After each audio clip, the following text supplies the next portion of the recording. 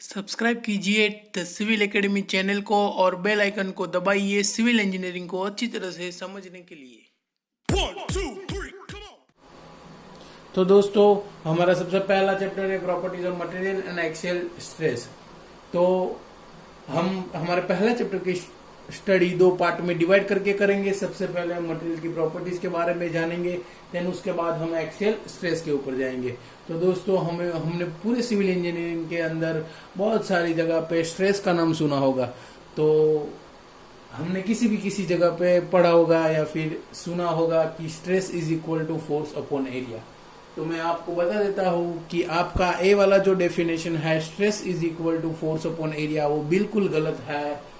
सो आपके दिमाग में ऐसा क्वेश्चन आएगी कि सर, तो फिर स्ट्रेस का एक्चुअल डेफिनेशन क्या होता है? So stress is equal to force upon area, ये वाला जो डेफिनेशन है वो हमारा बिल्कुल गलत है। अच्छा, तो मैं आपको बता देता हूं कि स्ट्रेस का सही डेफिनेशन क्या होता है।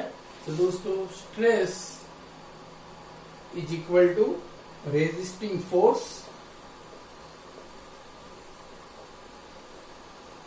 Divided by area of cross section. ठीक है, ये वाला जो डेफिनेशन है वो हमारा करेक्ट डेफिनेशन है। तो दोस्तों, अच्छा, आपको लगेगा कि सर, तो फिर रेजिस्टिंग फोर्स क्या है और सीधा फोर्स क्या है? अच्छा, तो मैं आपको बता देता हूँ कि अगर हमारे पास एक कोई सरफेस है, ऐसा कोई सरफेस है, अच्छा, इसके ऊपर हमने ऐसा कोई बार रखा है, ऊपर ऐसा कोई बार रखा है, ये हमारा कोई बार है, ऐसा कोई एक बार है हमारा, ठीक है, ये सरफेस है, उसके ऊपर हमने बार रखा है। अच्छा, ठीक है, उसके ऊपर हम एफ फोर्स अप्लाई करके इसको हम पुल करते हैं, इस डायरेक्शन में हम पुल करते हैं एफ फोर्स से। अच्छा, ये जो हमारी सरफेस है, ये वाली जो सरफेस है वो फ्रिक्शनलेस सरफेस है,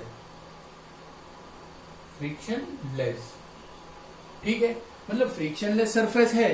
तो क्या होगा कि एफ फोर्स से जो इस साइड में पुल करेगा तो बार आसानी से इस डायरेक्शन में पुल होगा, लेकिन इसके अपोजिट एफ फोर्स के अपोजिट डायरेक्शन में कोई फ्रिक्शन फोर्स नहीं होगा, क्योंकि हमारा जो सरफेस है वो फ्रिक्शनलेस सरफेस है। यानी कि इस केस में हमारा जो रेजिस्टिंग फोर्स है, रेजिस्टिंग फोर्स मतलब कि फ्रिक्शन फोर्स, तो resisting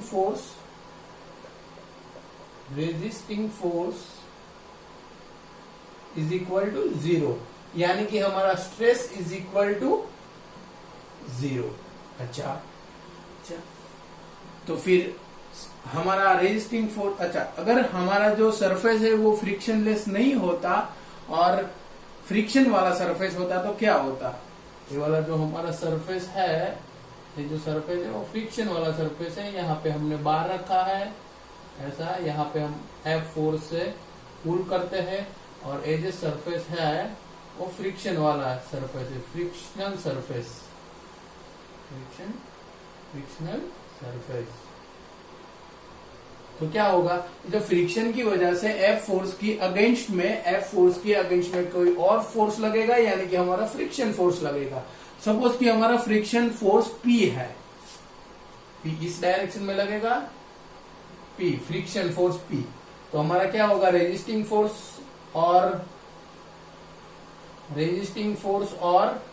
friction force is equal to P, यानी कि स्ट्रेस हमारा क्या होगा, stress is equal to P divided by area of cross section. क्या, ठीक है? अच्छा, अब स्ट्रेस की बात आपको समझ आ गई होगी। अच्छा, ठीक है, एक और बात मैं आपको बता देता हूं कि हमारी बॉडी के अंदर स्ट्रेस क्यों जनरेट होता है। तो एक बात तो आपको दिमाग में आ गई होगी, वे जो मैंने बार और फ्रिक्शन सरफेस के बारे में मैंने जो डिस्कस किया, उससे आपको एक बात दिमाग में आ गई होगी कि हमारी बॉडी के अंदर स्ट्रेस तब जनरेट होता है जब वो बॉडी के ऊपर कोई फोर्स लगाते हैं और बॉडी के अगेंस्ट में कोई रेजिस्टिंग फोर्स डेवलप होता है, तब उसके ऊपर स्ट्रेस लगता है। एक और वजह है स्ट्रेस क्यों डेवलप होता है, वो भी मैं आपको बता देता हूँ। अच्छा, ठीक है,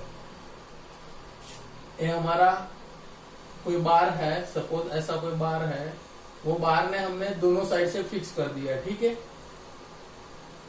बार को हमने दोनों साइड से फिक्स कर दिया है। बार का area of cross section A है, मॉड्यूलस ऑफ इलास्टिसिटी ई है, लेंथ इसका एल है, इसका टेम्परेचर कोएफिशिएंट अल्फा है।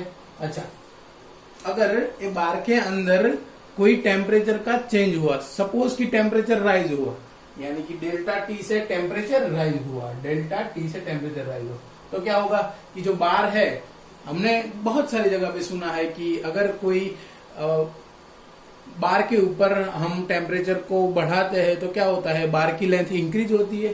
तो बार ऐसे इंक्रीज होना चाहेगा दोनों साइड से, ऐसे ऐसे इंक्रीज होना चाहेगा, ऐसे ऐसे इंक्रीज होना चाहेगा।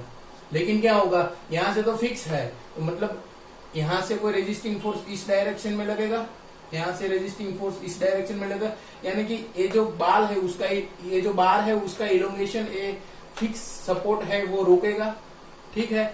मतलब कि अगर हमारे बॉडी के अंदर जो हमारा डिफॉर्मेशन होता है, यानी कि इलोंगेशन जो होता है, अगर हम उसको भी रोकते हैं तो भी हमारी बॉडी के अंदर स्ट्रेस जनरेट होता है। मतलब अब आपको बात समझ आ गई होगी कि स्ट्रेस हमारी बॉडी के अंदर दो प्रकार से जनरेट होता है। सबसे पहली बात कि अगर बॉडी के ऊपर कोई रेजिस्टिंग फोर्स लगे या फिर बॉडी के ऊपर कोई रेजिस्टिंग डिफॉर्मेशन हो, ठीक है, डिफॉर्मेशन को हम रेजिस्ट करें, ठीक है। तो लिख लीजिए डेफिनेशन स्ट्रेस का, stress develop on a body on account of resisting force or resisting deformation, on account of resisting force or resisting deformation। then उसके बाद ये वाला लिख लीजिए, stress is equal to sigma is equal to resisting force or resisting deformation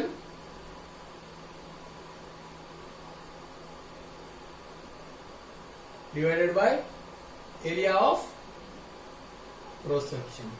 ये दो definition, then उसके बाद ये वाला जो इक्वेशन है वो लिख लीजिएगा, ठीक है।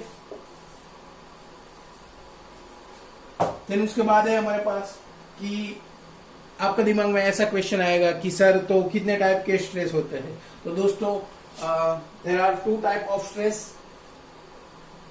there are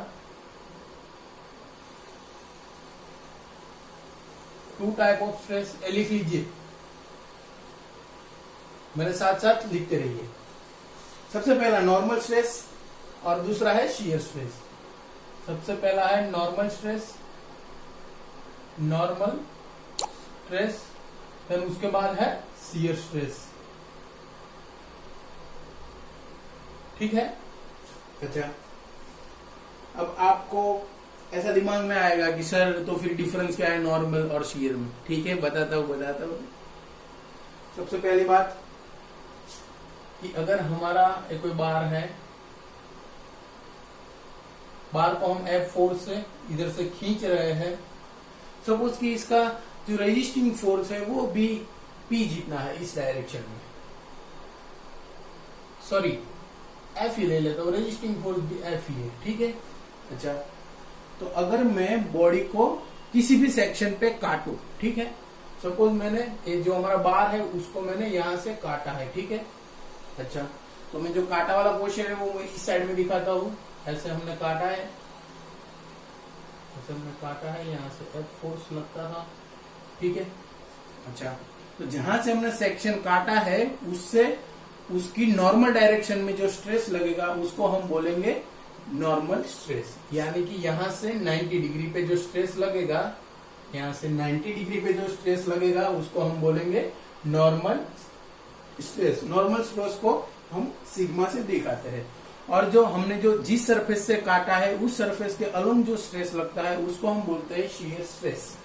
यहां से जो स्ट्रेस लगेगा इसको हम बोलते हैं शियर स्ट्रेस, और शियर स्ट्रेस को हम दिखाते हैं टाउ, टाउ से दिखाते हैं, टाउ ए, ठीक है।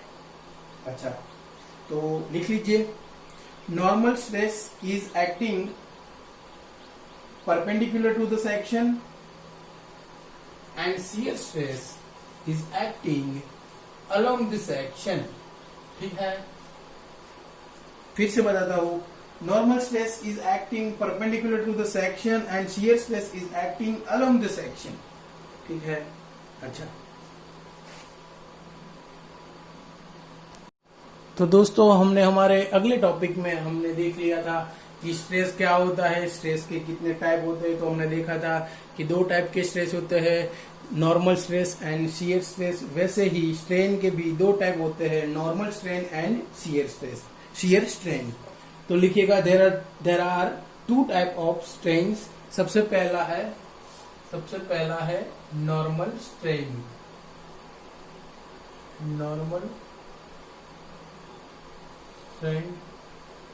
सेकंड है शियर स्ट्रेन। अच्छा, सबसे पहला नॉर्मल स्ट्रेन को हम एप्सिलॉन से रिप्रेजेंट करते हैं। अच्छा, तो सबसे पहला ए नॉर्मल स्ट्रेन,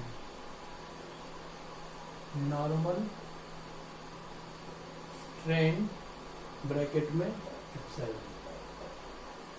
तो एप्सिलॉन को हम यहाँ पे नॉर्मल स्ट्रेन का डेफिनेशन क्या होता है, तो लिखेगा change in length divided by original length. Change in length divided by original length. ठीक है, suppose if I have a bar like this,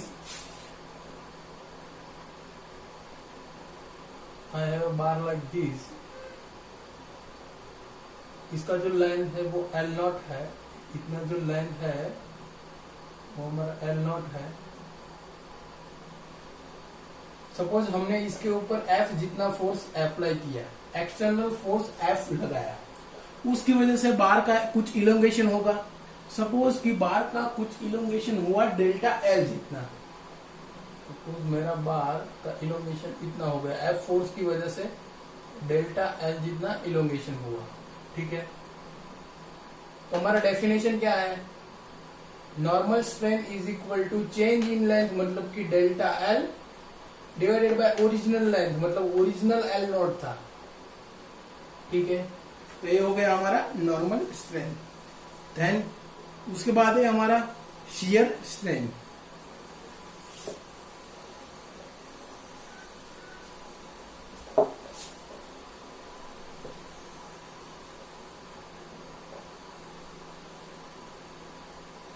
ठीक है, उसके बाद है हमारा सेकंड शियर स्ट्रेन।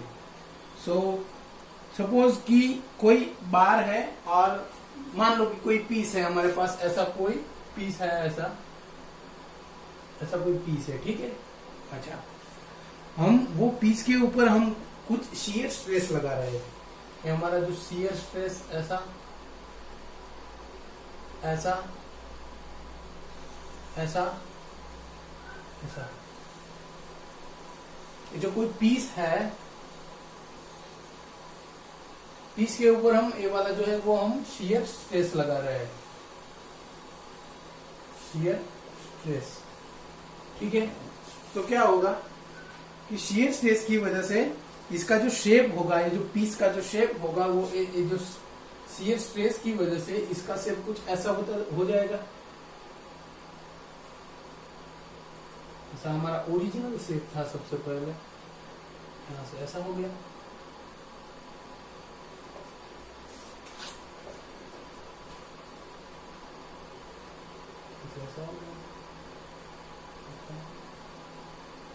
ठीक है, सपोज इसको मैं मान लेता हूँ θ1, इसको बोल देता हूँ θ2। ये वाला जो एंगल होगा वो हमारा क्या होगा, π/2 माइनस गामा। और यहाँ पे मान लीजिए gamma is equal to θ1 plus θ2। ठीक है,